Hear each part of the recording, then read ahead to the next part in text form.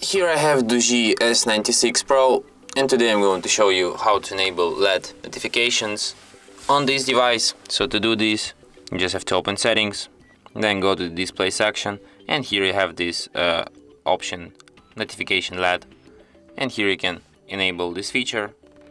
You can set it like to don't show any LED notifications. You can blink and you can breathe. Unfortunately, I can't demonstrate you how it works, but when you get notification, you will see by yourself. Like my phone it's like I can't get any notifications on it, unfortunately, because it's not mine. And that's it. Thanks for watching. If you find this tutorial useful, don't forget to hit that like button and subscribe to our channel.